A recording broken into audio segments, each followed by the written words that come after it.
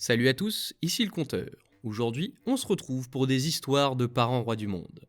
La première histoire est postée par Bigus Pecus. Un peu de contexte. Il y a environ 1 an, on m'a diagnostiqué un cancer de la cavité nasale, stade 2. La tumeur était assez grosse, mais heureusement non métastasée.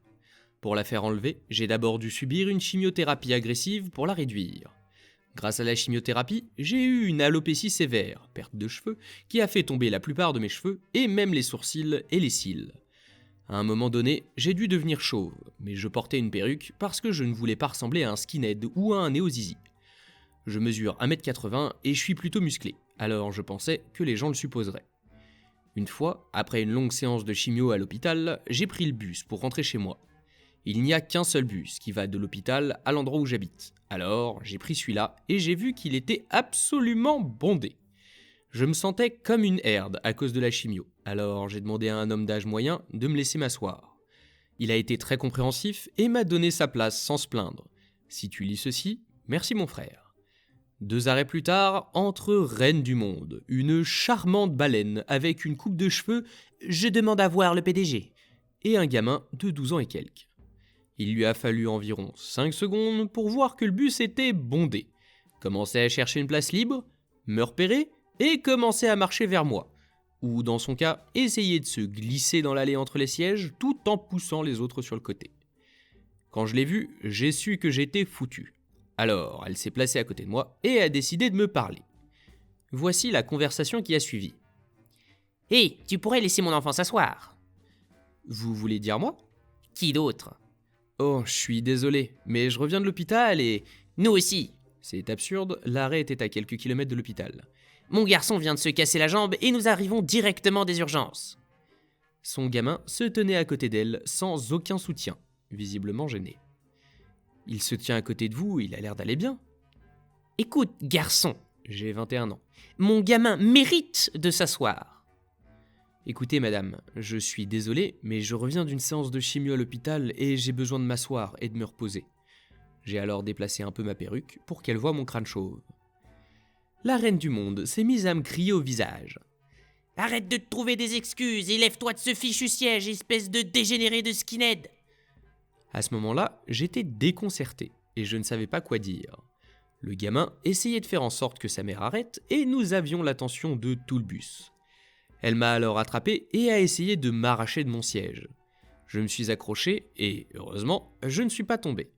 C'est alors qu'entre en scène Vieux Gentleman, mon sauveur. « Vous allez la fermer, espèce de grosse vache débile !»« À qui croyez-vous parler ?»« Arrête d'agresser les autres passagers ou je serai obligé d'intervenir.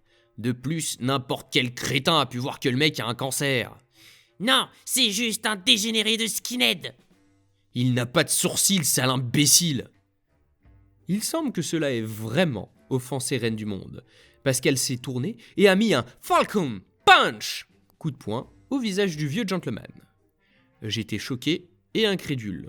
Tout le bus était sidéré, et le gamin a probablement souhaité ne jamais être né. Vieux Gentleman a alors dit quelque chose d'incroyable, et il s'en est suivi un délicieux moment de karma en or. Ok, ça suffit. Harcèlement des passagers du bus, agression physique contre un passager, et maintenant agression d'un policier. Vous êtes dans le pétrin, madame. Vieux Gentleman a alors sorti un badge et lui a dit de rester où elle était.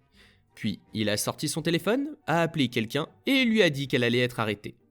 Je n'arrivais pas à y croire. Vieux Gentleman était un flic, en chair et en os. À ce moment-là, Reine du Monde était aussi blanche qu'un mort. Le bus venait de s'arrêter. Elle a donc décidé de s'enfuir, mais d'autres passagers lui ont bloqué le passage. Elle a ensuite été accusée d'avoir résisté à l'arrestation grâce à cela. 3 arrêts plus tard, une voiture de police attend la Reine du Monde et le pauvre gosse. Pauvre gosse a dit qu'il était désolé du comportement de sa mère et je me suis senti vraiment désolé pour le gamin. Ce n'était pas un mauvais enfant, mais sa mère était une peste. Quand t'arrives au stade où le gamin doit s'excuser pour le comportement de ses parents, il y a un vrai problème. Le Vieux Gentleman m'a ensuite parlé et m'a demandé si je voulais porter plainte, ce à quoi j'ai volontiers répondu oui. A pris une déposition et, heureusement, a eu la gentillesse de me laisser tout résoudre au téléphone, ce qui m'a évité d'avoir à me rendre au poste de police pour l'interrogatoire. Au final, Reine du Monde a écopé d'une peine de prison, quelques mois je crois, et de travaux d'intérêt généraux. En retour, j'ai eu une bonne histoire à raconter et le délicieux goût d'un karma instantané. En ce moment même, je prends le même bus pour rentrer chez moi, car je viens de rentrer de l'hôpital après un bilan de santé, ce qui m'a fait penser à ceci. Un ami, qui est assis à côté de moi, m'a dit que je devrais le poster ici. Lui, autant que moi, n'arrivions pas non plus à croire que de telles personnes existaient. Je dois aussi remarquer que l'opération s'est bien passée, que j'ai été déclaré exempt de cancer en novembre et que mes cheveux reviennent peu à peu. De plus, je n'ai plus besoin de porter de perruque. Content que t'ailles mieux, Hopi. Et franchement, dans tout le bus, il a fallu qu'elle te choisisse toi. Le gars qui avait pas forcément l'air super en forme. Si t'as quelqu'un qui a plus de sourcils, plus de cils, je sais pas, ça doit déjà te dire quelque chose. Si en plus elle te prend pour un skinhead, elle vient te demander ça et elle essaie de t'agresser. On va dire que ce ne sont pas des gens qui ont la réputation d'être très gentils, très calmes. Donc bon, c'est vraiment stupide de sa part. Et ce pauvre gosse qui doit s'excuser pour son parent, c'est vraiment lamentable. L'histoire suivante est postée par Light vs Dark 777. Lui, ça doit être un pote à Doc7. Un peu de contexte, je fais partie d'un groupe de Donjons et Dragons avec quelques amis du voisinage. Et l'un des membres du groupe était un gamin d'environ 15 ans. C'est un garçon très gentil qui aime aider les autres et qui est un grand fan de Donjons et Dragons. Il a aussi un cancer dans les 2 poumons. Il vient d'une famille religieuse qui l'oblige à agir de façon pure tant qu'il est sous leurs yeux. La mère est enragée au niveau de la religion, tandis que le père est une personne raisonnable qui essaie juste de faire de lui un bon garçon. Lorsqu'il n'est pas sous le regard de ses parents, il fait des choses normales d'adolescent. À cause de sa mère, les seuls livres qu'il avait le droit de posséder étaient des livres chrétiens et des bibles. Il a rejoint notre groupe principalement pour échapper à sa famille et à sa mère. Il y a quelques semaines, le cancer de ses poumons a commencé à l'atteindre et ses parents l'ont emmené à l'hôpital. Il m'a contacté à ce sujet un jour après avoir été emmené à l'hôpital, déclarant qu'il voulait un manuel du monstre comme dernière volonté, affirmant qu'il était fatigué de lire les mêmes choses. Je lui ai acheté le livre chez Barnes & Noble, mais étant donné que c'est un adolescent mourant, je lui ai offert le guide des monstres de Volo et le tome des ennemis de Mordenkainen en plus. Le lendemain, qui était son anniversaire, il était encore à l'hôpital, alors je lui ai apporté les livres en cadeau. Après avoir soufflé les bougies, nous avons mangé du gâteau et il a commencé à ouvrir les cadeaux. Le mien a été le premier à être ouvert. En voyant ce que c'était, il a immédiatement eu un énorme sourire et m'a serré dans ses bras. Pendant ce temps, sa mère regardait les livres avec un air de pur dégoût. Son mari la regardant avec un air méfiant. Elle prend l'un des livres, rallume l'une des bougies et tient ce fichu livre au-dessus pour essayer d'y mettre le feu. Je réussis à l'arrêter et lui demande « Qu'est-ce que vous faites, bordel ? Il m'a demandé d'aller chercher ces livres et je ne vais pas vous laisser les prendre !» Sa mère m'a simplement fixé et a dit quelque chose du genre que les livres étaient souillés, sataniques et pleins de mal et que son fils n'avait rien à faire avec ça. Je rétorque que son fils peut lire ce qu'il veut et qu'elle n'a pas à le forcer à être chrétien. Elle commence à rougir et à me crier dessus parce qu'elle force les enfants à croire en Dieu dès leur plus jeune âge. Je déclare que je suis croyant, ce que je suis, et que la foi en Dieu est une affaire entre Dieu et l'individu. Elle devient toute rouge et commence à essayer de détruire les livres, alors que moi, mon ami et son mari essayons de l'en empêcher. À un moment donné, je me suis écrié « Dieu voudrait-il que vous fassiez cela ? Restreindre la liberté d'expression de ton fils mourant ?» Ça l'a complètement enragée. Elle jette les livres de côté et commence à essayer d'étrangler son fils. Et son mari appelle immédiatement la sécurité lorsqu'elle fait cela. La sécurité arrive environ 1 minute après que nous ayons tous les deux essayé d'arracher Reine du Monde à son fils et de l'éloigner de lui. Alors qu'elle criait que nous étions tous des suppôts du diable. Son mari et mon ami l'accusent de maltraitance d'enfants, d'agression et de tentative de meurtre. Le procès est toujours en cours et j'essaierai de mettre à jour ce post au fur et à mesure. Et ben justement, Hopi nous a posté une mise à jour. Le procès a failli être un désastre. Moi, mon ami et le mari l'avons tous poursuivi. Dès qu'elle nous a vus, elle a essayé de nous plaquer en criant quelque chose à propos du châtiment divin, mais les policiers l'ont maîtrisé. Pendant tout ce temps, elle n'a cessé de nous accuser, mon ami et moi, nous qualifiant de corrompus par le péché. Il va sans dire qu'elle a été déclarée coupable des 3 chefs d'accusation que j'ai mentionnés plus tôt. Dès qu'elle a entendu cela, elle est devenue folle et a essayé d'attaquer le juge. Mais les policiers l'ont plaquée au sol. Elle devra maintenant purger une peine de 20 ans pour les 3 autres chefs d'accusation, et 10 ans de plus pour l'agression d'un fonctionnaire de justice. Merci à tous pour le soutien que vous nous avez apporté. Pour tous ceux qui se posent la question, mon ami va bien. Le cancer a disparu de ses poumons. Déjà, content que le gosse aille mieux et qu'il se soit remis de son cancer, et surtout, content qu'il soit débarrassé de sa mère, parce que visiblement, ça a l'air d'être un cas.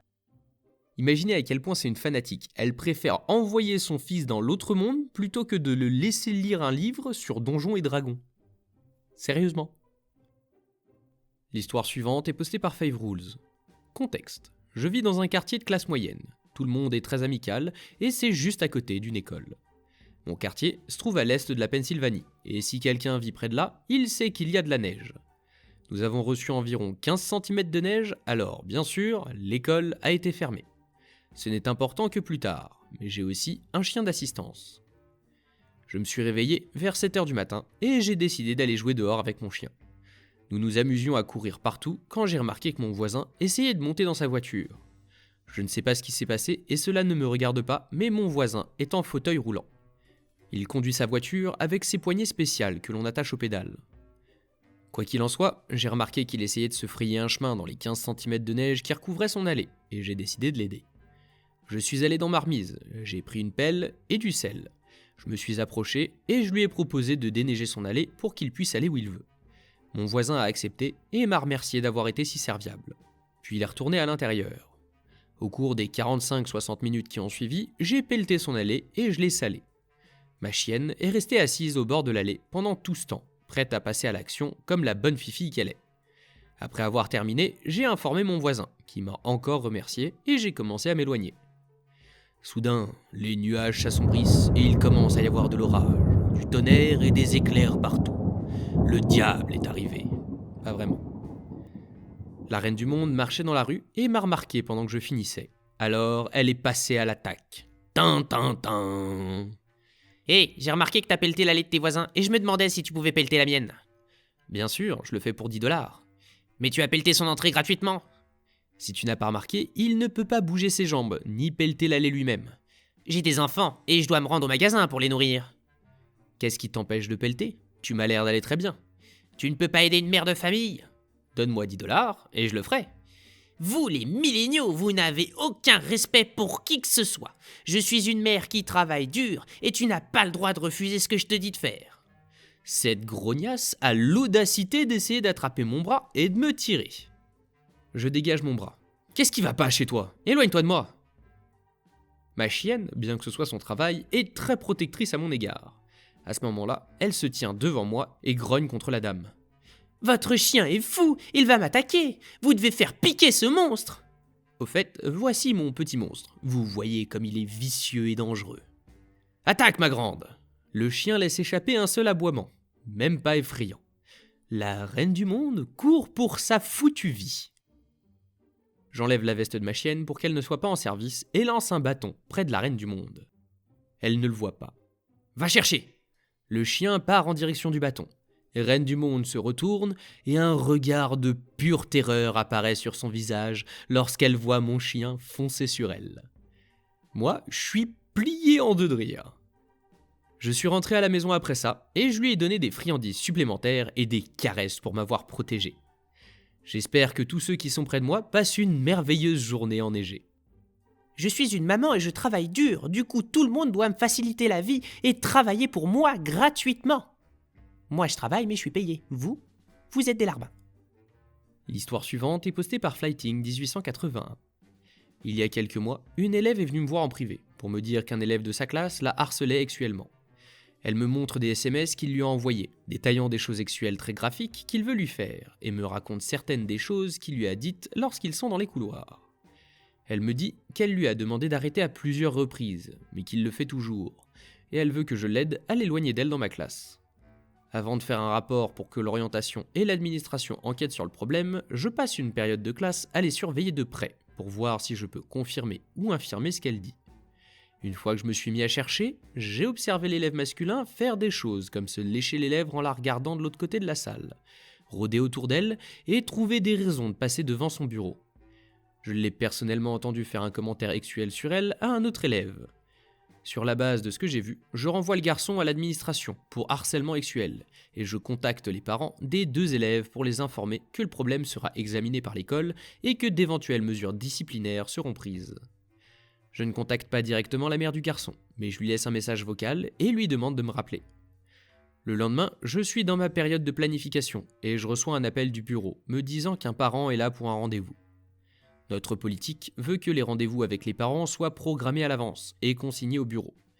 Je n'ai pas de rendez-vous prévu aujourd'hui, mais j'ai du temps, alors je décide d'aller voir ce qui se passe. Il s'avère que c'est la mère de l'élève qui se trouve dans le bureau. Elle me demande très gentiment si nous pouvons parler en tête-à-tête de ce qui se passe. Et pour une raison stupide, j'accepte, même si d'habitude, nous aimons qu'un autre enseignant ou membre du personnel soit présent pour les rendez-vous. Nous allons donc dans une salle de conférence, et je passe en revue les allégations en évitant les noms. Je lui dis qu'une élève a accusé son fils de harcèlement sexuel, et que j'ai vu suffisamment de preuves en classe pour en référer au bureau pour enquête. Qu'avez-vous entendu exactement ? Parce que je connais mon fils, il ne harcèle jamais une fille. Il pourrait dire quelque chose de stupide qui serait mal interprété, mais ce n'est pas son genre. Alors, qu'est-ce que vous l'avez entendu dire exactement ? Je veux savoir ce que cette fille dit de lui. Je l'ai vu se lécher les lèvres devant elle et je l'ai entendu dire à un autre garçon qu'il voulait s'occuper de ses fesses toute la nuit. Qu'est-ce que vous voulez dire par lécher les lèvres ? Il a les lèvres gercées, il ne le fait peut-être pas pour harceler une fille. Elle ne peut pas simplement dire des choses sur lui et essayer de ruiner sa vie. Je connais mon fils et il n'est pas ce genre de personne, quoi qu'en dise une fille. Eh bien, l'administration et l'orientation vont enquêter, et en fonction de ce qu'ils trouveront, ils vous contacteront. Attendez, qu'est-ce que vous leur avez dit ? Vous ne pouvez pas dire que mon garçon harcèle les filles, en vous basant sur les propos d'une seule personne. Il a déjà été suspendu 2 fois, et maintenant vous allez le faire expulser juste parce qu'une fille veut lui causer des ennuis sans raison ? Maintenant, je me demande pourquoi j'ai fait ça. Maman s'énerve, je n'ai personne d'autre, et mon prochain cours commence bientôt. Je répète que je viens de rapporter les choses que la fille a dites et les choses que j'ai vues, et qu'il y aura une enquête. Je répète que ce n'est pas moi qui prendrai la décision finale, et que si elle a un problème, elle doit en parler au proviseur. Eh bien, la proviseure déteste mon fils, elle ne va pas écouter. Vous devez y aller et leur dire que tout cela est absurde. Vous l'avez vu se lécher les lèvres parce qu'elles étaient gercées. Je ne vais pas accepter toutes ces bêtises de harcèlement. Encore une fois, si vous avez un problème, ce n'est pas à moi qu'il faut en parler. J'ai juste rapporté ce que j'ai vu. Ils vont se pencher sur la question. Mais vous n'avez rien vu et vous devez le leur dire. Je vous le dis, je connais mon fils et vous avez tout faux. S'il est renvoyé parce que vous ne savez pas ce que vous avez vu, ce sera de votre faute. Je finis par la calmer suffisamment pour qu'elle parte. Je signale à l'administration que le parent est hostile aux accusations et je poursuis ma journée. Ils finissent par enquêter et trouvent des preuves tangibles qu'il harcelait sexuellement 3 filles différentes. Le garçon a été renvoyé.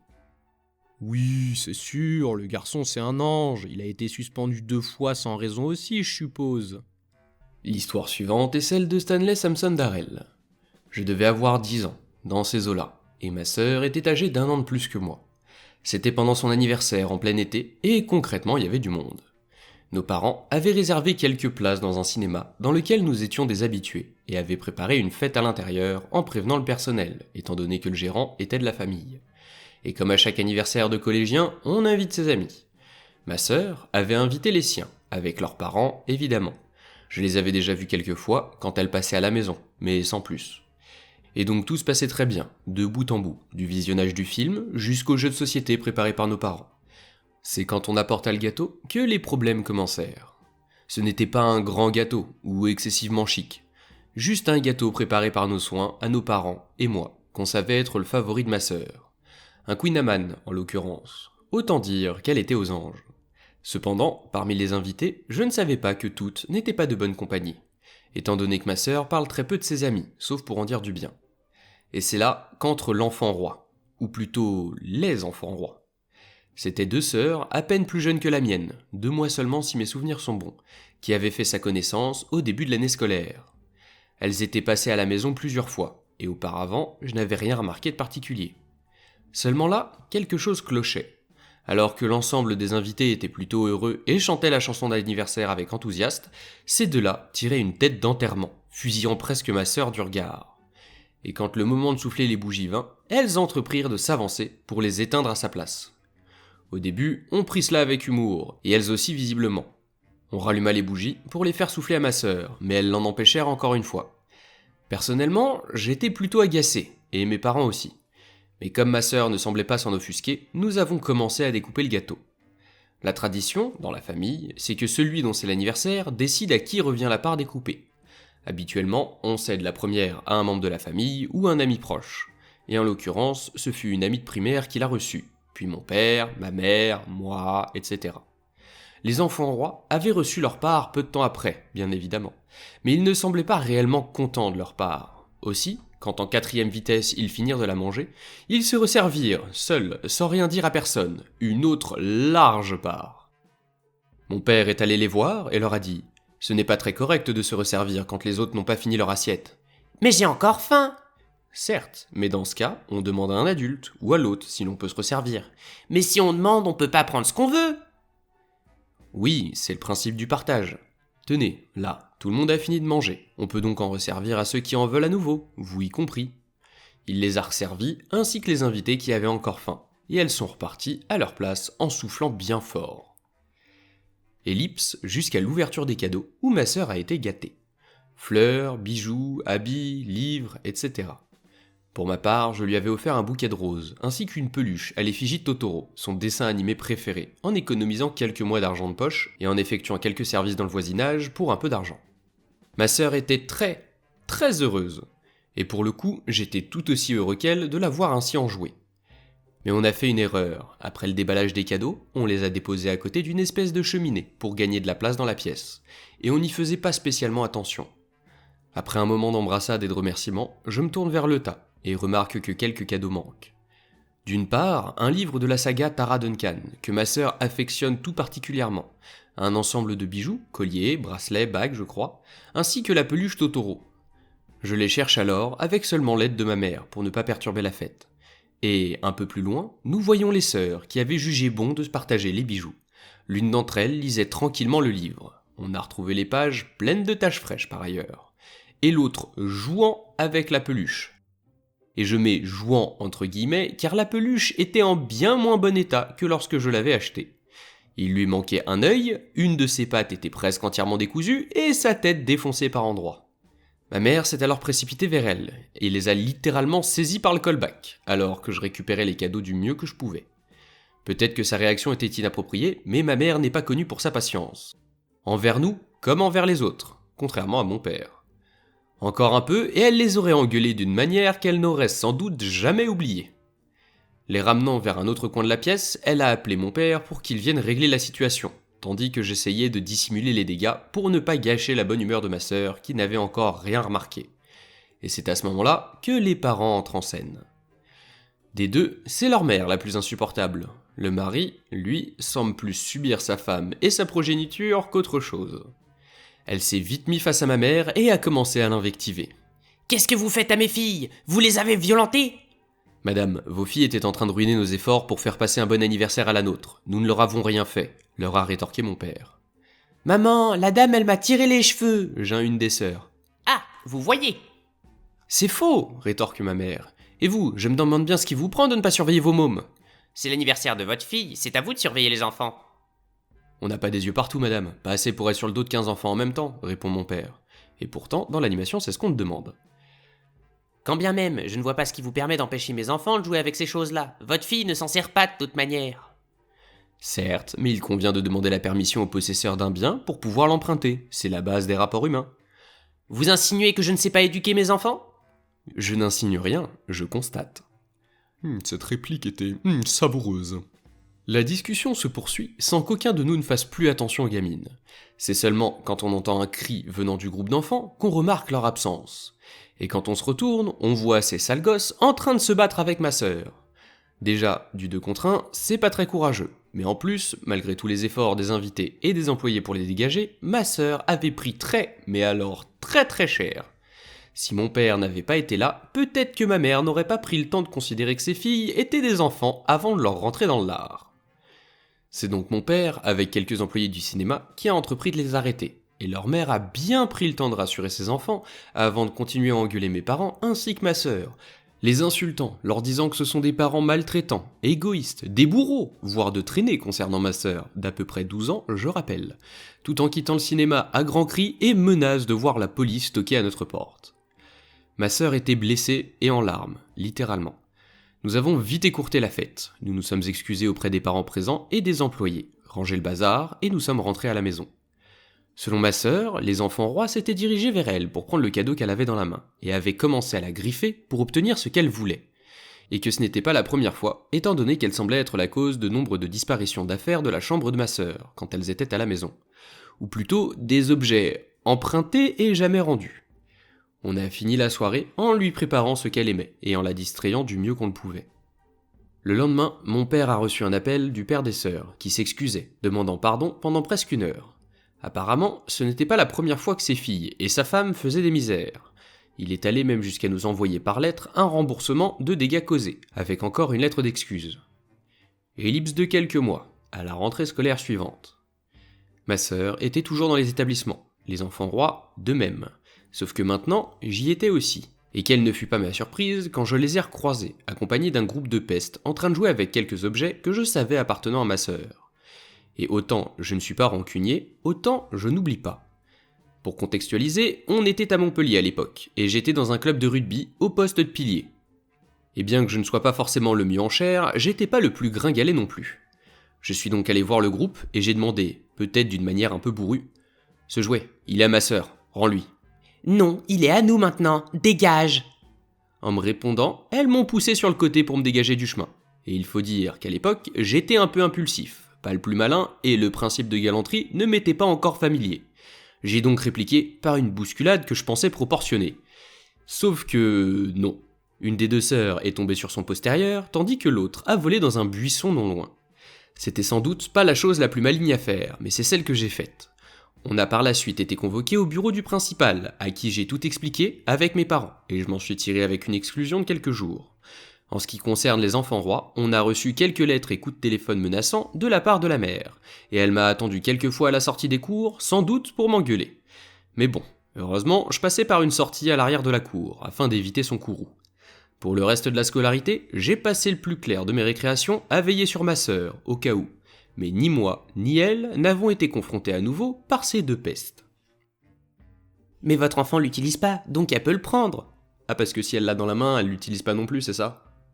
Bien joué d'avoir protégé ta sœur, et malheureusement, les petits boulis à l'école, ils comprennent pas tant qu'ils se sont pas fait rentrer dans l'art. Après que tu leur sois rentré dans l'art, elles se sont dit « si jamais je vais l'embêter, je risque d'avoir mal !» Du coup, elles ne l'ont plus fait. C'est malheureux, mais il y a des fois, il y a que comme ça que les gens comprennent. La galanterie, ça s'applique dans la vie de tous les jours, pas dans des situations où c'est toi qui es en train de te faire agresser. Je veux dire, si une fille se met à taper sur un gars, faut pas s'étonner quand le gars répond. Je veux dire, il va pas servir de punching ball. Après, quand je dis répond, il s'agit pas non plus de lui enlever 3 dents, quoi. C'est un truc qui me fait penser à quelque chose qui m'est arrivé quand j'étais en 6ème. J'avais les cheveux longs. À un moment, j'étais tout seul dans la cour, il y a ce groupe de filles qui vient vers moi. Et il y en a une d'entre elles qui commence à m'invectiver. Alors voilà, hein, les trucs du genre ouais, j'ai un grand frère, machin, etc. Bref, j'avais du répondant et du coup je l'ai un peu embarrassé, envoyé bouler. Et puis à un moment je me dis bon vas-y, j'ai pas que ça à faire et je m'en vais. Donc je me tourne et je commence à marcher. J'ai les cheveux longs, qu'est-ce qu'elle fait ? Elle m'attrape par la queue de cheval et elle tire un coup sec dessus. Donc un réflexe humain quand tu te fais agresser, c'est de te retourner face à la menace et du coup de t'en occuper. Sauf que quand je me suis retourné, j'ai tendu le bras et j'ai bougé ma jambe, sauf que ma jambe s'est retrouvée à droite des siennes et ma main droite venant de la gauche, elle s'est pris un revers de main dans la tête et elle a pas pu bouger ses jambes vu qu'il y avait la mienne qui l'a bloquée. Du coup elle s'est retrouvée par terre. Je me suis pris 2 heures de colle. Elle, rien du tout. Yay! Ce sont d'ailleurs les seules heures de colle que j'ai pris, comme quoi j'étais un enfant sage. L'histoire suivante est postée par Punkosmos. Un peu de contexte. J'ai un handicap qui me cause de graves problèmes d'équilibre, ainsi qu'une faiblesse musculaire et des chutes. Et bien que je puisse encore marcher, ce n'est pas sûr pour moi de le faire, alors je me déplace en fauteuil roulant. Un jour, je devais aller au supermarché et j'ai décidé d'emmener ma petite sœur, 8 ans, avec moi. Je ne la vois pas souvent, car elle habite loin de chez moi, alors nous avons décidé de passer la journée au plus grand centre commercial du coin et nous nous sommes bien amusés. Après avoir déjeuné dans l'aire de restauration, elle a voulu jouer dans l'aire de jeu qu'ils ont. Alors, avec elle sur les cuisses, je nous ai fait rouler jusqu'au jeu. Elle est entrée et s'est amusée comme une folle. Au bout d'un quart d'heure, elle est tombée. Et comme mon fauteuil ne peut pas entrer dans l'aire de jeu, j'ai sorti ma canne de son support sur le côté et je suis allé m'assurer qu'elle allait bien. C'est alors qu'entre en scène le parent roi du monde. Après avoir fait cesser les pleurs de ma sœur en plaisantant sur le fait que je devrais manger sa jambe maintenant qu'elle a atterri dessus, quand je plaisante comme ça, elle rigole comme une folle, je suis retourné vers mon fauteuil antitubant pour constater qu'il avait été déplacé. Il se trouvait à environ 3 mètres de l'endroit où je l'avais laissé, juste à côté de l'entrée où les parents avaient laissé les chariots, les poussettes, etc. Et un enfant était assis dans mon fauteuil pendant que sa mère le faisait tourner. Je me suis rapproché et j'ai demandé à récupérer mon fauteuil quand Reine du Monde a commencé à s'en prendre à moi. « Bonjour, j'ai besoin de récupérer mon fauteuil roulant et vous n'auriez pas dû le prendre sans demander. » »« Mais vous pouvez marcher !» J'ai été tellement déconcerté par cette phrase. Oui, je pouvais marcher, mais j'avais manifestement du mal à me tenir debout. « Excusez-moi ?» ?»« Vous pouvez marcher, vous n'en avez pas besoin, vous le voulez, c'est tout !» J'étais choqué. Tout en disant cela, elle commençait à élever la voix, et les gens commençaient à me regarder. J'ai été ferme, et je lui ai dit que même si je pouvais marcher, je ne pouvais pas le faire très longtemps, et j'avais besoin de mon fauteuil. « Alors, qu'est-ce qui ne va pas chez vous ?»« Ça ne vous regarde pas ?» ?»« Vous dites que vous avez besoin du fauteuil, mais vous ne voulez même pas me dire ce qui ne va pas chez vous. » Elle a dit cela comme si c'est moi qui étais folle. Elle a retiré son enfant de mon fauteuil à contre-cœur, alors j'ai rangé ma canne et je me suis rassise. Les muscles de mes jambes me faisaient souffrir à force de rester debout si longtemps. Alors je me suis poussé jusqu'à l'endroit où ma sœur et moi nous étions installés pour essayer d'oublier ce qui venait de se passer et de me reposer. Pendant que je m'en allais, elle se plaignait bruyamment de moi aux gens autour d'elle, affirmant que je mentais sur le fait que j'avais besoin de mon fauteuil parce que je pouvais marcher et que je n'étais qu'un parasite de la société. J'ai récupéré ma sœur dans l'aire de jeu et j'ai quitté l'aire de restauration aussi vite que j'ai pu. Ma sœur était aussi bouleversée par la confrontation, alors nous sommes allés voir un film pour nous calmer. J'ai été confronté à des gens qui me reprochaient de marcher et qui exigeaient de savoir ce qui n'allait pas chez moi, mais je n'ai jamais vu un étranger me prendre mon fauteuil. S'il vous plaît, traitez les fauteuils roulants, les cannes et les déambulateurs des gens comme une extension de leur corps et non comme quelque chose que l'on peut toucher sans permission. Et vous, madame, vous me paraissez bien pénible. Veuillez me raconter ce qui s'est passé dans votre vie qui vous a rendu comme ça. S'il y a un fauteuil roulant, il est à quelqu'un. T'y touches pas. Point barre, c'est pas un jouet. L'histoire suivante est postée par Black Knight 6660. Ma tante, notre reine du monde, et ma mère s'entendaient bien. Enfin, aussi bien que deux sœurs s'entendent habituellement. Mais quand Reine du Monde a eu un enfant, presque tout contact ont été rompus entre elles. Et la Reine du Monde n'appelle plus que ma mère pour lui demander un petit prêt de insérer une grosse somme d'argent ici. Ou d'autres faveurs, comme venir en voiture pour s'occuper de son enfant pour une journée. Elle habite à plus de 4 heures de route. Mais tu ne peux pas rester la nuit car je n'ai pas de chambre. Et elle se vexe quand ma mère refuse. Quoi qu'il en soit, en guise de rameau d'olivier, ma mère est tombée gravement malade quelques mois auparavant et a eu un de ces moments où elle ne voulait pas avoir de regrets à sa mort. Ma mère a invité Reine du Monde et son gobelin pour quelques nuits, afin qu'elle puisse rattraper le temps perdu et tout le reste. J'attends donc à la porte. La voiture se gare et j'ouvre la porte quand elle sonne. Au moment où j'ouvre la porte, « Hé, tante Ma, tiens ça !» Elle me tend son sac en pleine face, que je prends. Je passe l'éponge puisque c'était un voyage de 4 heures avec un enfant qui hurlait, probablement. Ma mère et Reine du Monde échangent des plaisanteries, mais je remarque que c'est ma mère qui fait toutes les politesses. Comment s'est passé ton voyage, etc. Pas vraiment important pour l'histoire, juste pour montrer que Reine du Monde n'est pas très gentille. Bref, quelques minutes passent, je prépare du thé et un chocolat chaud pour le gobelin. Il ne l'a pas demandé, j'ai juste été gentil. C'est froid. Il y a de la vapeur qui s'en échappe, donc je sais qu'il ment. Je ris maladroitement et je m'assois. Le gobelin me regarde en clignant des yeux. C'est encore froid. À ce moment-là, je me rends compte qu'il ne plaisante pas. Gobelin, je vois la vapeur, ce n'est pas froid. Oh, il vient de regarder Ratatouille. Pour ceux qui ne le savent pas, Ratatouille est un film d'animation sur un rat cuisinier. Et il essaie de ressembler à un personnage du film. Sois gentil et refais-en un pour lui. Si je me souviens bien, son personnage ne dit jamais que les aliments sont froids, mais je peux me tromper. Je reste un peu figé, je ne sais pas si elle est sérieuse. Maintenant, s'il te plaît. Elle glousse en direction de Gobelin qui tend sa tasse tout content. Il faut préciser que ma mère a laissé faire, car elle voulait absolument s'entendre avec sa sœur. Mais cela changera plus tard, ne vous inquiétez pas. Sachant que ma mère veut arranger les choses, je lui dis « Bien sûr, pas de problème ». Je vais dans la cuisine, je pose le mug hors de vue, je fais tourner les cuillères et les carafes, et je ramène le même chocolat chaud. C'est bon pour l'enfant, mais Reine du Monde ? Oh non. Tu ne l'as pas refait, j'ai juste vu que tu l'avais mis sur le côté et que tu l'avais ramené. Le gobelin arrête de boire. Maman, j'en veux un chaud. Ne t'inquiète pas, chérie, tu vas en avoir un chaud. À ce stade, je suis agacé. Ça allait au gobelin. Reine du Monde est juste une knasse. Le micro-ondes est là, et je pointe vers la cuisine. Fais-toi plaisir. Alors, je ne fais pas de scène, je quitte la pièce et monte à l'étage dans ma chambre. Récemment, j'ai commencé à jouer à un nouveau jeu sur mon PC qui s'appelle BioShock 2. Pour ceux qui ne le savent pas, c'est un jeu d'horreur qui se déroule sous l'eau. L'un des points clés de cette histoire et du jeu, c'est que dans le jeu, il y a des petites filles qui courent partout, appelées petites sœurs, et leur travail consiste à collecter des ressources sur les cadavres dans les différents niveaux du jeu. Chacune d'entre elles est protégée par un énorme gars en scaphandre connu sous le nom de Big Daddies, que les petites filles appellent généralement Daddy ou Mr. Bubbles. Pour une raison quelconque, je ne sais pas. Et dans le deuxième jeu, tu incarnes un de ces Big Daddies, et tu dois défendre ces petites filles pendant qu'elles récoltent les ressources. Quelques minutes passent, et je suppose que le gobelin s'ennuie parce que je l'entends monter à l'étage et, sans frapper, entrer dans ma chambre. Sachant que le jeu est assez horrible et que je ne devrais pas y jouer devant lui, je mets le jeu en pause. Hé, pourrais-tu toquer la prochaine fois s'il te plaît ? J'ai pas besoin de toquer chez moi. Tu n'es pas chez toi ? Il l'ignore avant de répondre. À quoi tu joues ? À un jeu d'adulte ? Mais tu n'es pas un adulte ? Ah ah, tu m'as eu. Je ne l'aime pas beaucoup, mais je comprends que c'est un enfant, et bien qu'il soit très agaçant, je reconnais que je dois le supporter un peu puisqu'il n'a que 5-6 ans, et qu'il ne sait pas être autre chose qu'agaçant et ennuyant. Tu peux jouer un peu s'il te plaît ? Pas avec toi ici mon pote, comme je l'ai dit, c'est un jeu d'adulte. Il part en claquant la porte derrière lui. J'étais un peu confus car, bien qu'agacé, je comprenais pourquoi je n'avais pas le droit de jouer à certains jeux quand j'avais son âge. C'est là que ça devient un peu incroyable, donc je comprendrai si vous voulez dire que j'invente. Quelques instants passent, et dans le jeu, je pose la petite sœur, et elle commence à récolter le corps, et plusieurs ennemis attaquent, essayant de prendre la petite sœur, juste au moment où j'entends des pas qui montent dans l'escalier.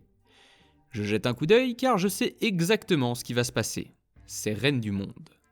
Elle reste devant ma porte pendant quelques secondes. Je suppose qu'elle pense à quelque chose à dire, mais je n'y pense pas plus que ça.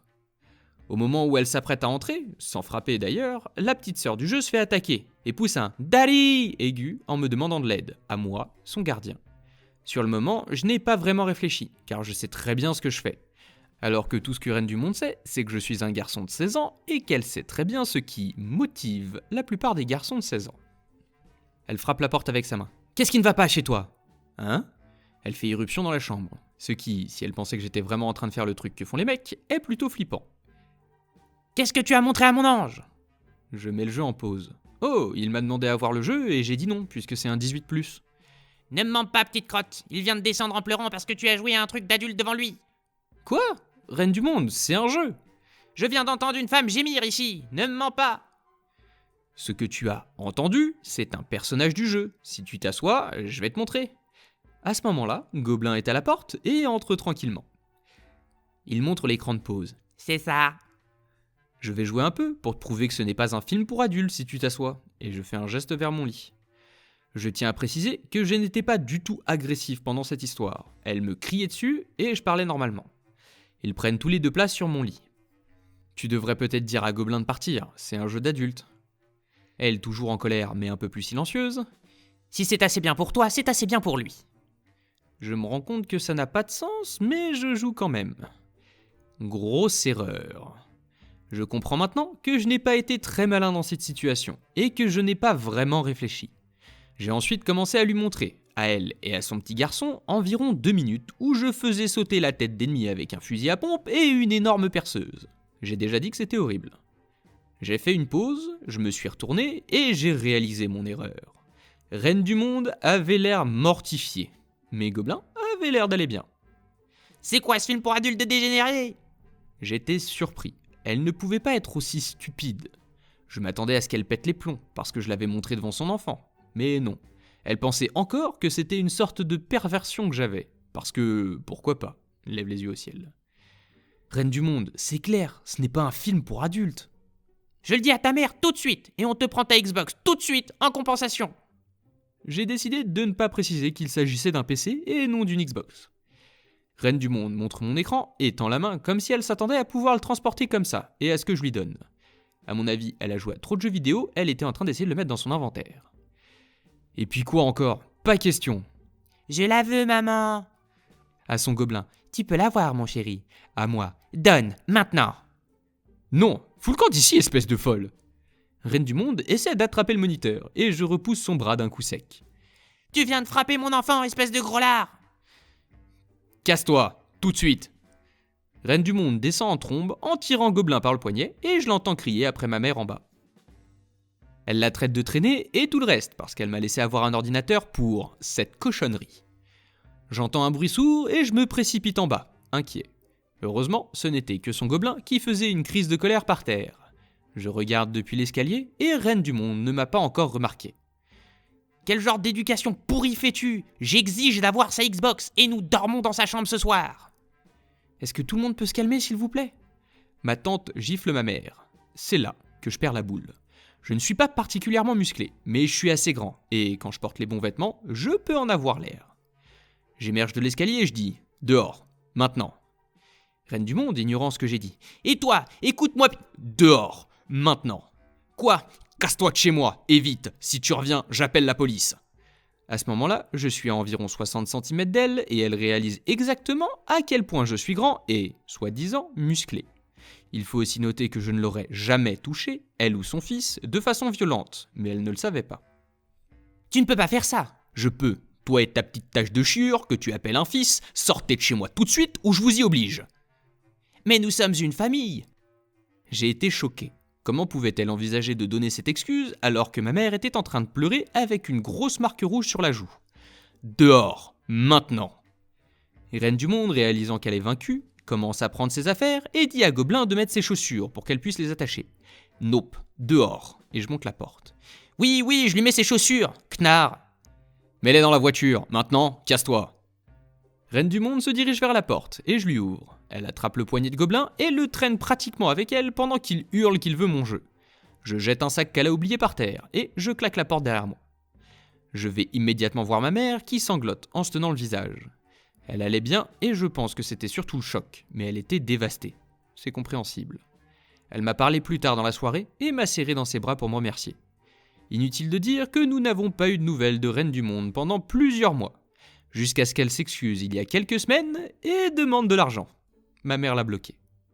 Hopi poste un petit edit. Puisque tout le monde le demandait, je vais le dire ici. Ma mère va bien maintenant. On lui a diagnostiqué un cancer et elle a fait de la chimiothérapie. Alors elle n'était pas elle-même pendant un certain temps. Normalement, elle l'aurait frappé en retour, mais elle était surtout contrariée, non pas parce que la visite était un échec, mais plutôt à cause de ce qu'elle représentait. Elle va bien maintenant. Je suppose que tu es en train de regarder un film pour adultes, alors je rentre dans ta chambre pour essayer de te surprendre avec la quéquette dans la main. Dommage, c'est pas le cas. Je vais aller m'asseoir sur ton lit pour te regarder un film pour adultes avec mon enfant à côté de moi. C'est un film pour adultes de dégénéré. Donne-le-moi tout de suite. Je veux que mon enfant puisse la voir à la maison. L'histoire suivante est postée par I'm Allergic to Fish. Alors, information de base, moi et ma meilleure amie sommes sur une plage en train de nous détendre. Une chose que je dois vous dire, c'est que ma meilleure amie a une forte poitrine. Donc, comme toute femme à forte poitrine, les bikinis sont un cauchemar pour elle. Elle est toujours dévisagée et cela la met vraiment mal à l'aise. Passons maintenant à l'histoire. Elle et moi étions dans une partie plus isolée de la plage. Nous avions nagé et nous avons décidé de nous asseoir un peu. Lorsque nous revenons à nos chaises, une famille s'est installée près de nous. La mère avait une trentaine d'années et le père une cinquantaine d'années. Ils avaient un enfant avec eux, un garçon dans les 9 ans environ. Nous n'avons pas fait attention à eux. Nous nous sommes assis sur nos chaises et avons discuté un peu. J'ai remarqué que le père de la famille regardait mon ami, mais je n'y ai pas prêté attention. Je décide d'aller chercher quelque chose à boire. Il y avait un bar à proximité. Je demande à mon amie si elle veut quelque chose. Elle me demande une limonade. Je vais au bar et je vois la Reine du Monde s'approcher de moi. J'ai attendu dans la file d'attente jusqu'à ce que Reine du Monde vienne me parler. Dans le dialogue suivant, il y a RDM, Reine du Monde, et moi. J'ai besoin de détailler ? Je suis une licorne. Bonjour, j'ai vu que toi et ton ami étiez tout près de moi et ma famille. Je me suis contenté de lui faire un signe de tête. Je pense que ton amie est vraiment belle, mais elle montre trop de décolleté. Je l'ai regardé et essayant de penser à ce qu'il fallait répondre à cela. Eh bien, on ne peut pas lui reprocher d'être née avec de gros seins, n'est-ce pas ? Elle m'a regardé comme si elle s'attendait à ce que je sois d'accord avec elle. Eh bien, elle pourrait ne pas utiliser un bikini aussi petit. Elle peut faire ce qu'elle veut, madame. Elle est devenue rouge à ce moment-là. Je ne pense pas que cette femme ait jamais entendu quelqu'un être en désaccord avec elle auparavant. Elle a l'air d'une traînée. Mon enfant va être traumatisé. Je me suis retourné vers l'endroit où mon amie est assise. J'ai une vue dégagée sur elle et sur la famille de la Reine du Monde. Son enfant est en train de faire des châteaux de sable. Une vue mignonne, je dois dire. Et son mari regarde fixement mon amie qui passait de la crème solaire à ce moment-là. Le problème n'était donc pas son enfant, mais son mari. Je ne peux pas faire grand-chose, laissez-moi tranquille. Finalement, c'était mon tour. Alors j'ai choisi mes boissons et j'ai ignoré la Reine du Monde. Mais elle n'était pas contente. Ne t'avise pas de m'ignorer, jeune homme, je n'ai pas fini. Je la regarde et je bois une gorgée de mon verre avant de répondre. Madame, votre enfant ne regarde même pas mon ami. Votre mari, par contre... J'ai pointé du doigt son mari, qui fixait mon amie avec des yeux affamés. Elle a eu l'air choquée et a commencé à marcher vers son mari. Je suis retourné vers mon amie, je lui ai donné à boire et je me suis assis à côté d'elle en regardant la femme qui chuchotait furieusement à son mari. Peu de temps après, mon amie et moi avons décidé de partir. Je n'ai pas parlé à mon amie de la folle, elle a déjà assez de problèmes de confiance en elle. Au moins, je n'ai plus jamais revu cette famille. Excusez-moi, on vient de s'installer à côté de vous et vous êtes trop près, vous pouvez vous éloigner ? L'histoire suivante est postée par Felsix. Contexte. J'ai été renié par mes parents parce que j'étais athée. Ma famille est très religieuse et ils te regardent comme un déchet si tu dis que tu ne crois pas en Dieu. Ils m'ont mis à la porte et ne m'ont pas soutenu pendant ma dernière année d'université, et je ne leur ai pas parlé depuis presque 3 ans maintenant. Il y a quelques semaines, ma cousine m'a dit que ma petite sœur avait été hospitalisée à cause de la dengue, alors je suis allé lui rendre visite quand elle était sur le point de sortir. Quand je suis arrivé, il n'y avait que ma sœur dans la chambre. J'ai demandé où étaient mes parents, et elle m'a répondu qu'ils essayaient de réunir des fonds pour payer la facture de l'hôpital. Il s'est avéré que l'assurance médicale de mes parents n'a pas couvert la majeure partie de la facture de l'hôpital et qu'ils ont dû débourser une somme importante. Heureusement, j'ai pu économiser beaucoup l'année dernière. J'ai donc pris les devants et j'ai payé. Lorsque mes parents sont revenus, je leur ai dit que tout avait déjà été payé et que nous attendions juste la décharge de sortie. La première question qu'ils me posent, c'est pourquoi j'étais là et d'où venait l'argent. Je leur ai expliqué que ma cousine m'avait raconté ce qui s'était passé et que j'économisais de l'argent pour l'université de ma petite sœur. Ils ne m'ont même pas remercié. Et la question suivante est de savoir combien d'argent j'ai économisé. Je ne leur ai pas donné le montant, mais ils ont insisté pour que je le leur donne puisque ma sœur vit avec eux. Je leur ai dit que non et que je le donnerais personnellement à ma sœur lorsqu'elle entrera à l'université. C'était sa dernière année de lycée. Cela ne leur a pas suffi. Ils continuent à dire qu'ils ont besoin d'argent, mais ils ne veulent même pas préciser à quoi l'argent servira. Je n'ai toujours pas changé d'avis. Une semaine s'est écoulée et ils n'ont toujours pas cessé de me harceler, de me traiter d'enfant ingrat envers ses parents, etc. Ils ont même demandé à ma copine de me parler pour que je leur donne l'argent. Tu ne crois pas en Dieu, tu n'existes pas à nos yeux. Oh, tu as de l'argent ? Donne-nous l'argent. L'argent, c'est bien. Tu es un enfant ingrat envers les parents qui t'ont renié. C'est débile. L'histoire suivante est postée par That1 Random Duck. Il y a environ 1 an, j'organisais un petit tournoi de jeux vidéo dans la petite entreprise que je possédais. La liste était pleine, 16 personnes, et c'était tranquille jusqu'à ce qu'une personne gâche tout pour tout le monde. Nous étions donc en train de lancer les jeux quand un père a fait irruption dans le magasin avec son fils. « On est là pour le tournoi !»« Oh, désolé, mais la liste est complète. »« Alors faites de la place !»« Je ne peux pas faire ça. »« Écoute, je peux te faire virer en appuyant sur un bouton. »« Comment ? » Je suis ami avec le PDG de cette entreprise depuis longtemps. Alors appelle-le. Je le regarde faire un faux appel et raccrocher. Il dit que tu es viré. C'est drôle vu que je suis le PDG. L'air choqué de roi du monde me fait encore rire aujourd'hui. Allez, ça c'était la mise en bouche, maintenant on passe à l'histoire suivante qui est postée par Céleste René. Lorsque ma fille aînée est née, elle a eu des problèmes cardiaques importants. Elle a été hospitalisée en soins intensifs néonatales pendant un certain temps. Puis, à l'âge de 10 semaines, elle a développé une tachycardie supraventriculaire, ce qui signifie que son cœur battait excessivement, sans aucune raison. Elle est restée aux soins intensifs pédiatriques pendant 2 semaines après avoir failli mourir d'une défaillance d'organes. Elle va bien maintenant. Cet incident particulier s'est produit environ 1 semaine après sa sortie de l'unité de soins intensifs. On l'avait renvoyée chez elle avec un moniteur cardiaque portable. Nous allions chez le cardiologue 1 fois par semaine pour qu'il change les piles du moniteur et vérifie les résultats. Ce jour-là, nous étions assis dans la salle d'attente du cabinet de cardiologie pédiatrique. Les temps d'attente étaient insensés ici, car il n'y a que 2 médecins pour toute la région et il n'était pas rare d'attendre 30 minutes ou plus pour un rendez-vous. Le père prétentieux et l'enfant turbulent étaient les seules autres personnes présentes. Nous voilà dans la salle d'attente, ma fille est endormie dans son siège auto et je somnole à moitié. Quelque chose a touché mon genou. Je regarde vers le bas et sale gosse est là. Bonjour. C'est un vrai bébé ? Oui, c'est un vrai bébé. C'est un garçon ?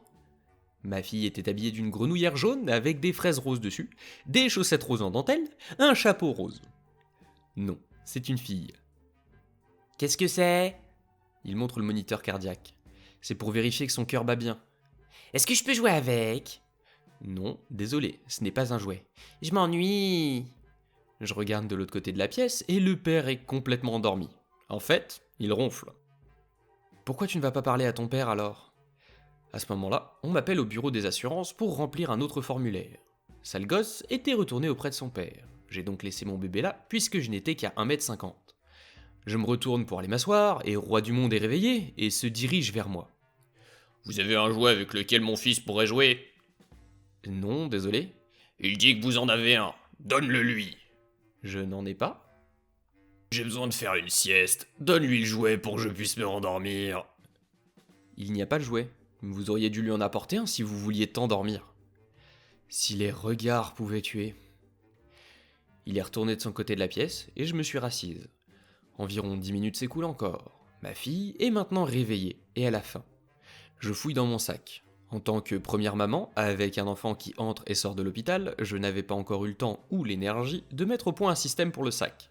Alors cela m'a pris une petite minute. Le temps que je trouve ce dont j'avais besoin, ma fille hurlait, ainsi que son moniteur cardiaque, dont les cordons sont dans la main de sale gosse. Les bips sonores du moniteur déconnecté réveillent Roi du Monde. Roi du Monde se lève de sa chaise. C'est quoi ce bazar? Je n'ai même pas le temps de répondre qu'une infirmière se précipite vers nous. Elle se laisse tomber sur le sol pour examiner ma fille.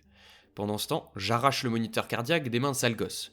C'est le mien, rends-le-moi! Pourquoi lui prenez-vous ses jouets? Retourne dormir, tu n'es bon qu'à ça apparemment. Il m'attrape par le bras et m'arrache le moniteur pour le rendre à l'enfant qui le laisse tomber aussitôt.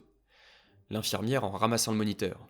Vous devez partir, maintenant. Il s'agit d'un équipement médical sensible. S'il est endommagé, nous vous le facturerons. Vous n'avez pas le droit de me parler comme ça. Vous savez qui je suis? Vous êtes le type qui va se faire arrêter si vous ne partez pas maintenant. En sortant, il a proféré des injures à mon égard, à l'égard de l'infirmière et à l'égard de la clinique.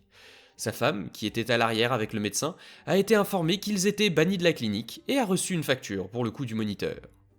Quelques semaines plus tard, lors d'un autre rendez-vous, l'infirmière m'a dit qu'il avait intenté un procès à la clinique pour traumatisme émotionnel.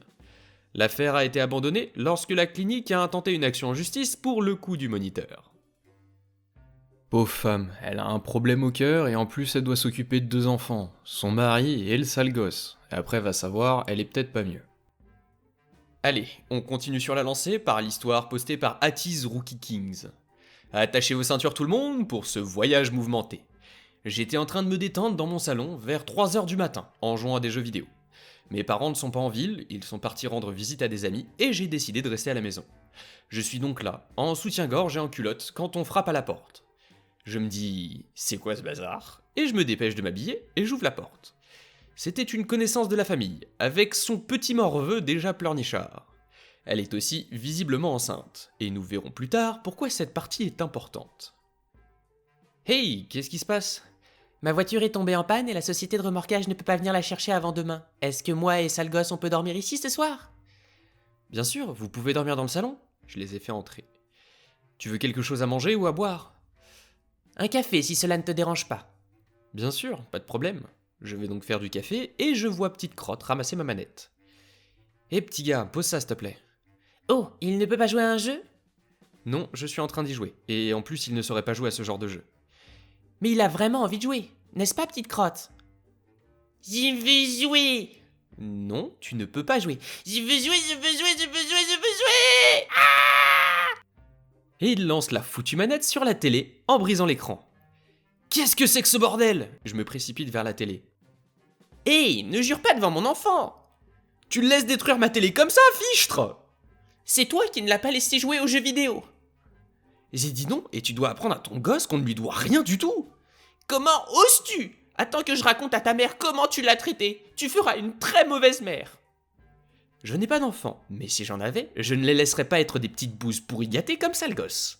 C'est toi qui fais le sale gosse en ce moment. Achète une nouvelle télé et arrête de te plaindre.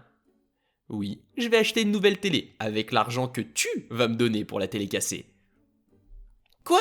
Mais c'est toi qui as énervé Petite Crotte. Tu sais quoi? Tu n'as qu'à te barrer de chez moi. Toi et ton gamin n'êtes plus les bienvenus dans ma maison. Qu'est-ce qui ne va pas chez toi? Je suis enceinte, j'ai un enfant en bas âge et je n'ai nulle part où aller. Tu ne peux pas mettre à la porte une mère enceinte et son enfant en détresse à 3h du matin dans le froid. Oh oui, je peux, espèce de knasse insupportable. Sors de chez moi avant que j'appelle les flics. Elle, en ramassant son enfant et en se dirigeant vers la porte. Attends que je raconte ça à ta mère. Oui, je lui raconterai volontiers ce que cette petite bouse a fait à la télé et que tu as refusé de payer. Tu vas le regretter. Le lendemain matin, j'ai appelé mes parents et je leur ai expliqué ce qui s'était passé. Ils ont été très compréhensifs parce que je n'ai jamais été élevé pour être une petite bouse pourri gâtée, et ma mère m'a fait comprendre que si elle ne remboursait pas, nous l'attaquerions aux petites créances. Elle a essayé de jouer le rôle de Oh malheur, je suis une mère célibataire enceinte, bla bla bla. mais ça n'a pas marché et elle a déboursé les 500 $ pour la nouvelle télé. Et nous avons coupé le contact avec elle. Et Hopi nous a posté un petit edit, au cas où quelqu'un d'autre se poserait la question, la raison pour laquelle l'éleveuse et sa tâche de bouse étaient dehors à 3h du matin, était que Petite Bouse exigeait un McDonald's et refusait d'aller au lit avant qu'il ne l'ait obtenu. Imaginez si en étant aussi petit, elle fait déjà tout ça pour lui. C'est quoi, plus tard il va être amoureux d'une fille, la fille va lui mettre un gros râteau parce que visiblement ça va être un sale gosse absolument pourri gâté avec qui tout le monde veut enterrer. La mère elle va faire quoi? Elle va aller voir la fille, elle va faire « Mon fils veut coucher avec toi, allonge-toi et écarte les jambes !» Non mais sérieusement quoi. Allez, on passe à la suite avec l'histoire qui est postée par Kind Red Flame. Mon partenaire et moi avons acheté la maison voisine de celle de mon meilleur ami. J'ai vécu avec lui pendant près de 10 ans, lorsque ses enfants étaient bébés. Il considérait donc ma maison comme l'extension de la leur et entrait et sortait toute la journée, tous les jours. J'ai un horaire plus souple que lui et sa femme, alors je les ai le matin, après l'école et les jours de congé. J'avais une piscine dans mon jardin et comme les enfants de mon ami étaient encore petits, j'ai installé une couverture rétractable et je me suis assuré qu'elle était verrouillée pour qu'ils ne puissent pas l'ouvrir. Dans le jardin de mon ami, il y avait un fort en bois, un mur d'escalade et un ensemble de balançoires ainsi qu'un grand bac à sable. Tout au long de l'année, nous avons passé la plupart des soirées à l'extérieur, à faire des grillades, à boire et à regarder les enfants jouer, nager, etc. Un jour d'été, je suis rentré du travail un peu plus tôt que d'habitude, et j'ai commencé à préparer le dîner. J'ai entendu frapper à ma porte de derrière, ce qui était étrange, car les enfants de mon ami ne frappaient jamais. Je suis allé voir qui c'était, et j'ai découvert une mère et 2 enfants qui semblaient avoir entre 5 et 7 ans. Lorsque j'ai ouvert la porte, elle m'a informé que ses enfants avaient besoin d'utiliser les toilettes, et que je devais sortir pour enlever la couverture de ma piscine. J'étais confuse, et je lui ai demandé de répéter. Elle a répété que ses enfants avaient besoin de faire pipi, qu'ils avaient chaud et qu'ils s'ennuyaient en jouant dans le bac à sable, et qu'il fallait donc que j'ouvre ma piscine.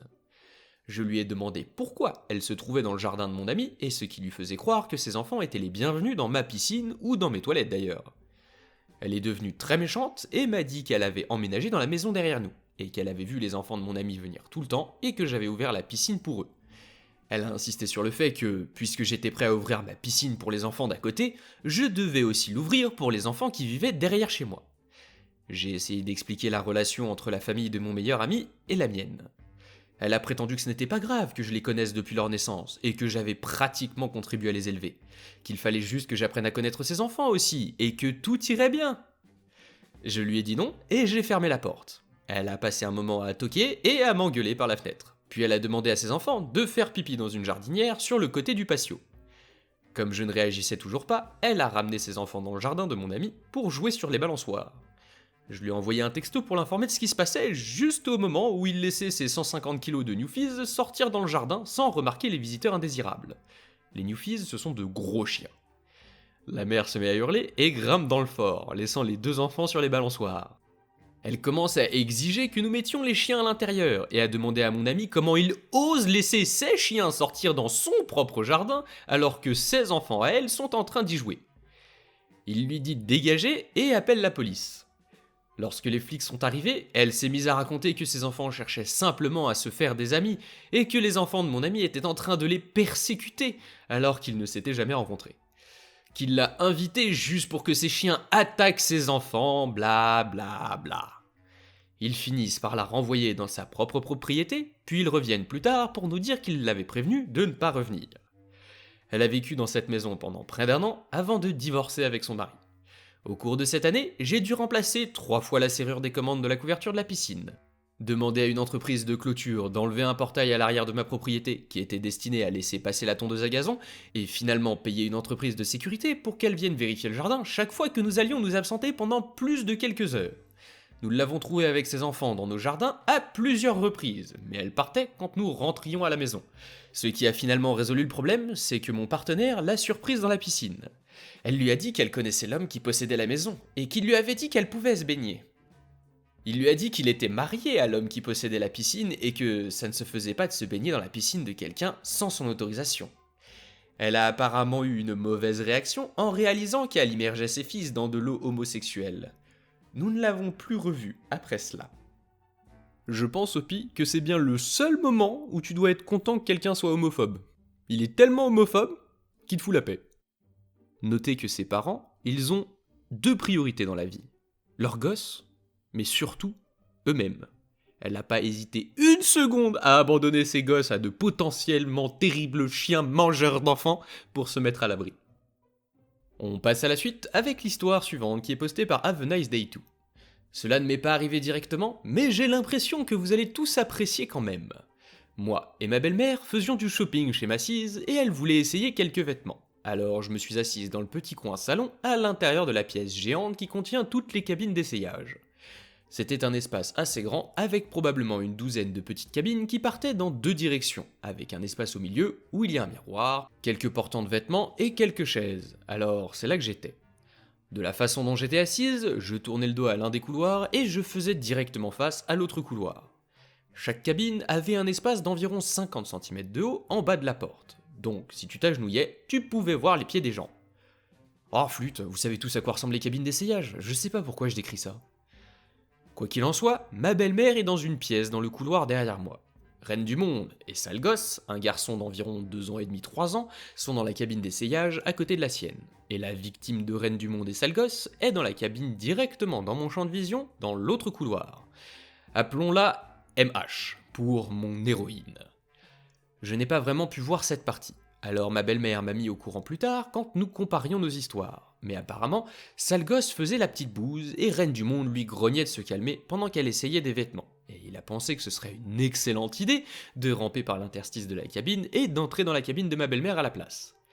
J'entendais ma belle-mère dire quelque chose comme « Mademoiselle, votre enfant est ici !»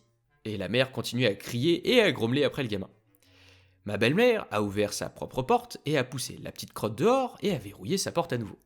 C'est alors que l'enfant est entré lentement dans mon champ de vision. Il a trottiné dans le couloir jusqu'à ce qu'il arrive tout au bout, puis il s'est mis à 4 pattes et a essayé de ramper à l'intérieur du box de mon héroïne. Mon héroïne ne l'entend pas de cette oreille. Elle se met à crier « Eh oh, à qui que soit cet enfant, venez chercher votre enfant. Eh oh !» Elle est définitivement en train de crier assez fort pour que Reine du Monde l'entende. Mais Reine du Monde ne fait rien. Le gamin a un sourire carnassier sur le visage et entreprend de ramper à l'intérieur du box quand je vois un grand pied appuyé sur son front depuis le dessous de la porte et le repousser doucement vers l'extérieur. « Eh oh, c'est l'enfant de qui ? Venez chercher votre enfant !» Le gamin est furieux et essaie à nouveau de ramper à l'intérieur de la cabine de mon héroïne, qui le repousse à nouveau doucement avec son pied. Il fait une crise de colère et la préposée aux cabines d'essayage se précipite et me regarde. « C'est votre enfant ? » Et je la regarde en me disant « Pourquoi ça serait mon enfant, bordel ?» Et je hausse les épaules. La préposée aux cabines d'essayage a cet air de « Je ne suis pas assez payé pour m'occuper de cette bouse » et demande à voix haute « C'est l'enfant de qui ?» et commence à regarder sous toutes les cabines et à frapper à toutes les portes. Lassée des bêtises de tout le monde, Reine du Monde fait finalement irruption hors de sa cabine d'essayage et vient se planter juste devant la préposée aux cabines d'essayage, en l'accusant d'avoir attaqué son enfant. Je viens juste d'arriver, j'étais en train de rendre des vêtements, je ne sais pas ce qui se passe. Alors pourquoi mon enfant pleure-t-il ? Je ne sais pas. Puis elles se tournent toutes les deux pour me regarder. J'essaie de ne pas rire, mais je suis aussi agacé par cette bête de Reine du Monde. Alors je deviens crâneuse et je dis « Comment le saurais-je ? Je ne suis pas la babysitter de votre enfant. Tout ce que je sais, c'est que votre enfant rampe et harcèle les femmes qui essaient simplement de se changer. » Reine du Monde est en train de monter un énorme « Bien sûr que non !» et s'apprête à déverser sa rage sur moi, quand mon héroïne émerge enfin de sa cabine d'essayage, se rue dans l'allée, se met face à Reine du Monde et lui crie « Vous devez contrôler votre foutu gosse. Depuis tout le temps que vous prenez la tête à des gens, cette petite crotte est en train de chialer devant ma cabine. Il faut que vous alliez le chercher sur ce foutu sol. Qu'est-ce qui vous prend ?» Et puis elle fait ce truc, en cognant volontairement son épaule contre celle de Reine du Monde en partant. Et Reine du Monde est restée sans voix. C'est alors que ma belle-mère sort de sa cabine, s'arrête à l'endroit où se trouve Reine du Monde et préposée aux cabines d'essayage, son regard passe de l'enfant en pleurs à Reine du Monde, et vice-versa. Elle secoue la tête et dit « Ces couloirs sont si sales. » Puis nous sommes partis toutes les deux en trottinant. La légende dit que sale gosse est encore assis face à cette porte en train de pleurer. Je pense que c'était la première fois que cette reine du monde se retrouvait face à quelqu'un qui lui tenait tête, et qui lui faisait subir ce que elle faisait subir aux autres. Elle n'a pas l'habitude d'être celle qui se fait crier dessus, elle a l'habitude d'être celle qui crie sur les autres. L'histoire suivante est postée par CC Maria. Ok, je pense que c'est la chose la plus tordue qui me soit jamais arrivée. Je suis encore un peu perturbé par ça. C'est arrivé sur la plage. J'habite assez près de la plage, alors j'y allais très souvent, presque tous les week-ends, ou à chaque fois que j'avais assez de temps pour y aller. Je le fais encore souvent. J'avais 15 ans à l'époque, et j'y suis allé avec une amie très proche. C'était une journée chaude, et nous nous détendions. Soudain, une petite fille d'environ 4 ans s'est approchée de nous, et laissez-moi vous dire qu'elle était adorable. Elle a joué un peu avec nous, et nous a fait un gâteau de table. Vous savez qu'elle était vraiment douée pour la pâtisserie. 10 sur 10 à recommander. Sa mère était à quelques mètres de nous. Elle avait un truc en forme de tablette, enfin je crois, et elle lisait quelque chose dessus. Tout s'est bien passé jusqu'à ce que la fille retourne auprès de sa mère. Il faisait encore très chaud et mon ami a décidé d'aller nous apporter une glace pendant que je restais là où j'étais pour garder un œil sur nos affaires. Soudain, la petite fille, mais aussi sa mère, sont venues me voir et la fille m'a demandé si j'avais un minou. J'ai répondu « Oui, bien sûr, toutes les filles en ont un » et j'ai rigolé. Vous savez comment sont les enfants. La mère, ou plutôt la reine du monde, m'a regardé fixement et je me suis vraiment senti mal à l'aise. C'était extrêmement bizarre. Elle était aussi habillée comme s'il faisait froid. Elle portait un pantalon noir, un haut et une veste, alors qu'il faisait trop chaud pour moi en maillot de bain. Elle s'est assise sur ses genoux pour mieux me faire face et a commencé à parler. La conversation s'est déroulée comme suit. J'ai vraiment apprécié la façon dont tu as joué avec ma fille. Vous étiez vraiment adorables toutes les deux. S'il te plaît, ne me remercie pas. J'ai aimé faire ça. Ta fille est un bel être humain. Dernièrement, elle a commencé à découvrir de nouvelles choses. Imagine, elle est vraiment fascinée par les parties intimes. Oh là là, les enfants. Elle ne me croit pas que les garçons et les filles ont des parties différentes. Enfin bon. À ce moment-là, je me suis rendu compte que cette conversation allait déboucher sur quelque chose d'étrange. Mais je suis resté poli. Et si tu lui montrais ton minou ? Je me suis dit que je n'entendais pas bien. Excuse-moi ? Montre-lui ton minou. Il suffit d'enlever ton maillot de bain et d'écarter un peu les jambes. J'étais vraiment choqué et cette femme était tout à fait sérieuse. J'ai quand même essayé de me calmer et de rester poli. Je suis désolé, je ne ferai pas une chose pareille. Eh bien, c'est impoli de ta part. Comment peux-tu refuser quelque chose comme ça ? Je ne veux pas faire ça, s'il te plaît, respecte-le.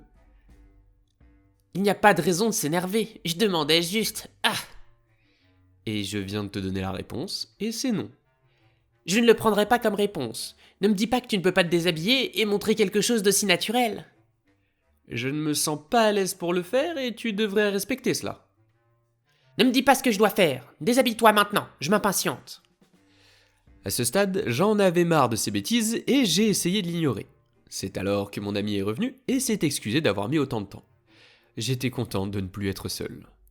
Pendant un moment, tout est resté silencieux. Puis la petite fille a essayé de ramper entre mes jambes et, aussi choqué que je l'étais, j'ai crié et elle s'est enfuie. La mère n'était pas très contente de me voir crier, alors elle a littéralement couru vers moi et sans hésiter, elle a commencé à me crier dessus comme si je venais d'essayer de la tuer. Comment oses-tu manquer de respect à ma petite fille comme ça ? Tu es dégoûtante ! Désolé, mais j'ai été surprise. Ça ne te donne pas le droit de crier sur mon bébé. De plus, tu n'as toujours pas fait ce que je t'ai dit de faire. Et je ne le ferai pas. Laisse-moi tranquille maintenant. Déshabille-toi, maintenant ! Non. Je t'ai dit de le faire, alors tu le feras. Tu n'as pas honte de manquer de respect aux adultes ? Mon ami répond. Elle n'a que 15 ans. Tu sais que c'est de la maltraitance, non ?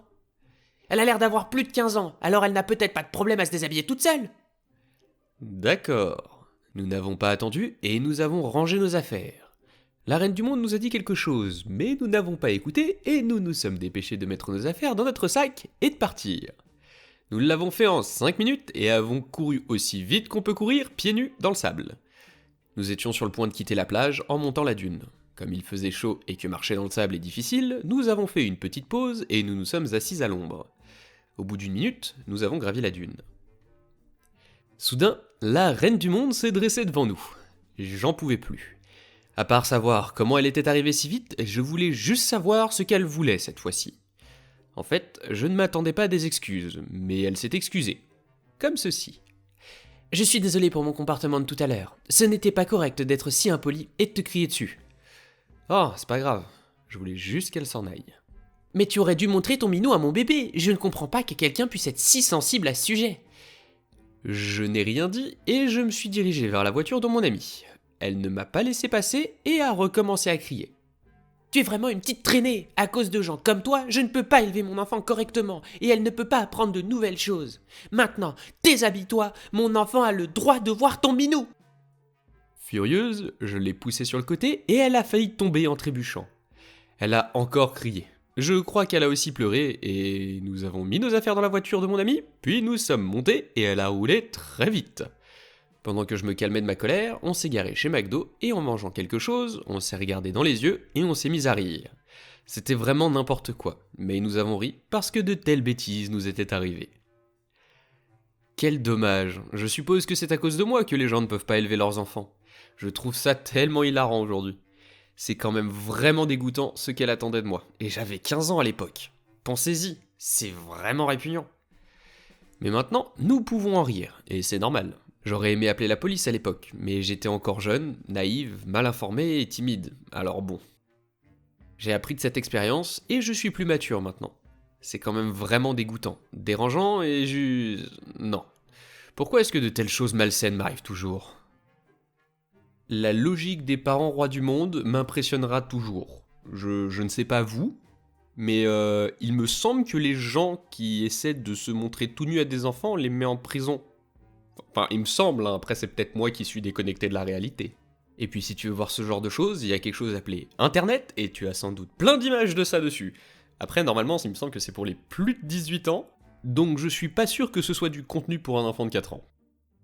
L'histoire suivante est postée par Ethereal Moonlight. Cela s'est produit lors de mon premier boulot, dans une colonie de vacances, quand j'avais 14 ans.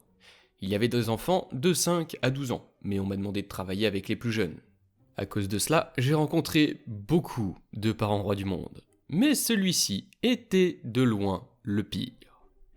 Voici maintenant le casting. RDM, qui sera notre roi du monde, SG, sale gosse, et moi. Cette colo se déroulait dans un club de santé. Ce sont des clubs avec séances et équipements sportifs.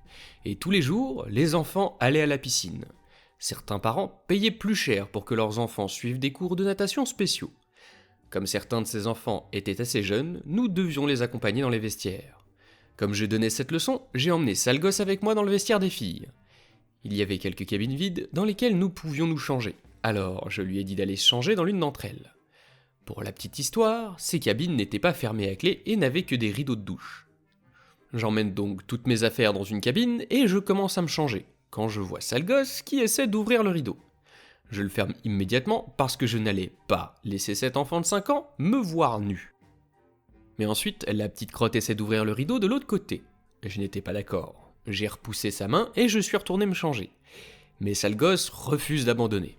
À ce moment-là, j'avais presque fini de me changer. Alors, quand elle a essayé de jeter un coup d'œil à nouveau, je suis sorti et je lui ai dit que c'était extrêmement impoli d'essayer de jeter un coup d'œil quand quelqu'un était en train de se changer. Mais sale gosse refuse d'accepter un refus. Sale gosse se met à hurler comme une banshee. Elle se laisse ensuite tomber sur le sol et commence à donner des coups de pied, à crier et à pleurer. N'oubliez pas qu'il s'agit du sol mouillé et sale d'un vestiaire de piscine. À ce moment-là, certains des autres maîtres nageurs l'entendent et entrent à l'intérieur. Elle criait toujours à tue-tête parce que je lui avais dit qu'elle n'avait pas le droit de me regarder me changer. Sale gosse refuse de se lever du sol. Si bien qu'un autre moniteur doit littéralement la traîner jusqu'au bureau du camp principal.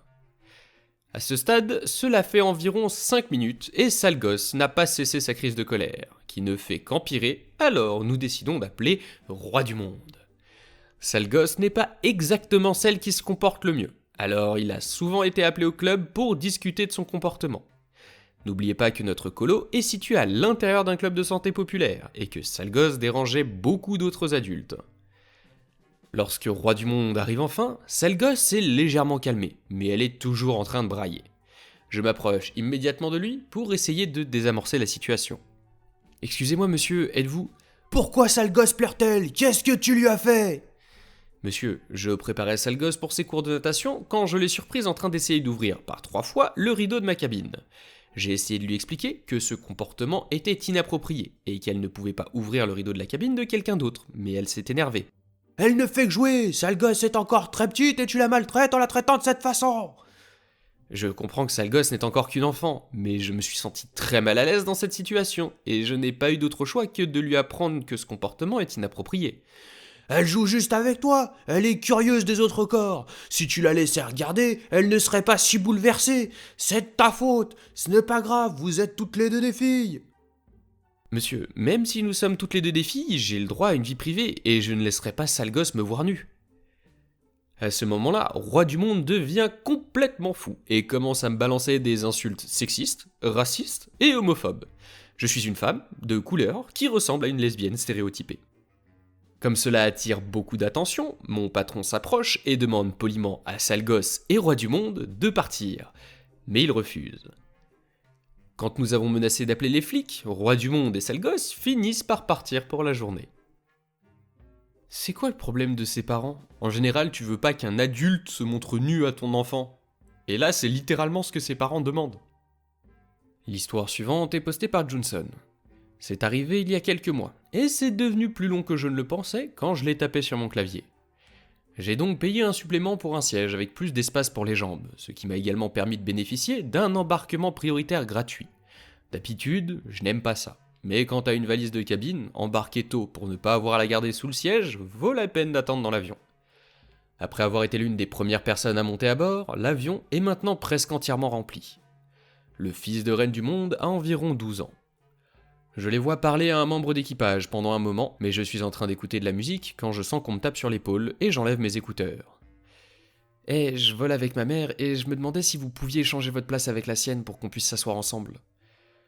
Je regarde où sa mère est assise et c'est un siège standard. Non, je suis désolé. Le gamin a l'air un peu déçu, mais il s'en va. Je remets mes écouteurs et commence à me détendre quand j'entends une voix forte. Excusez-moi, Oui. moi et mon fils avons besoin de votre siège, car il a peur de l'avion, donc nous devons nous asseoir ensemble. Je suis désolé d'entendre ça, mais j'ai payé un supplément pour un siège avec plus d'espace pour les jambes, donc je ne passerai pas un siège standard. Vous êtes assis à côté du seul siège libre, vous devez échanger avec moi. Moi commence à m'agacer car elle n'accepte pas de réponse négative. Non, je ne le ferai pas. Et si vous aviez besoin de vous asseoir ensemble, vous auriez dû payer un supplément pour choisir vos sièges, pas parier que vous pourriez échanger vos sièges plus tard. Red du Monde, qui commence manifestement à s'agiter. Je n'ai pas les moyens de payer un supplément pour ça. Ce n'est pas parce que tu es riche que tout le monde l'est. Je suis parent, donc je dois économiser de l'argent. Maintenant, échangeons nos places. Je ne sais pas à quel point je dois être riche pour me permettre de payer 5 à 15 euros que coûte la sélection d'un siège. Mais d'accord. Je commence vraiment à m'agacer qu'elle ne me laisse pas tranquille. Je ne vais pas échanger avec vous. Maintenant, laissez-moi tranquille, s'il vous plaît. L'hôtesse de l'air a dit que vous deviez échanger pour qu'on puisse s'asseoir ensemble. Maintenant, faites ce qu'elle a dit et bougez. J'en ai assez. Alors j'appuie sur le bouton du personnel navigant, et la même femme à qui il parlait tout à l'heure arrive. Comment puis-je vous aider? Cette dame veut échanger sa place avec moi, et elle dit que vous avez dit « Il ne veut pas bouger. Vous nous avez dit qu'il devrait échanger sa place avec nous. Alors faites-le bouger !» L'hôtesse me lance un regard de soutien et me dit qu'elle est désolée. Elle se tourne vers Reine du Monde. Je vous ai dit que c'était la seule place libre, donc si vous voulez vous asseoir ensemble, vous pourriez lui demander s'il est d'accord pour échanger, pas que vous pourriez le forcer à bouger. S'il ne veut pas échanger avec vous, vous devriez aller prendre la place qui vous a été attribuée. Je dois m'asseoir à côté de mon fils. Vous devez faire en sorte que cet attardé se déplace, ou nous asseoir ailleurs, ou je vais faire un procès et retarder cet avion. Si vous deviez vous asseoir l'un à côté de l'autre, vous auriez dû payer pour choisir vos places. Maintenant j'en ai assez de votre ton, et vous allez soit arrêter d'embêter cet homme et retourner à votre place, soit je demanderai au commandant de bord de vous faire débarquer de l'avion. Reine du Monde a l'air d'être sur le point d'exploser. Elle reste là un moment avant de retourner vers son siège en marmonnant quelque chose. Le commandant de bord lance le message. « PNC, préparez-vous au décollage !» Et je commence à relâcher la tension qui s'est accumulée. L'hôtesse qui me sourit. « Ce siège est pris ?» Je ne peux pas m'empêcher de rire alors qu'elle s'assoit. Je suis vraiment désolé. Quand je leur ai dit de vous demander, je ne pensais pas que c'est ce qui allait se passer. Je lui ai dit que c'était bon, et nous avons eu une discussion assez agréable pendant le décollage, jusqu'à ce qu'elle retourne faire son travail. Elle m'a aussi donné une boisson gratuite, une fois que le service a commencé. Donc, malgré le début ennuyeux, le vol s'est transformé en un vol plutôt agréable.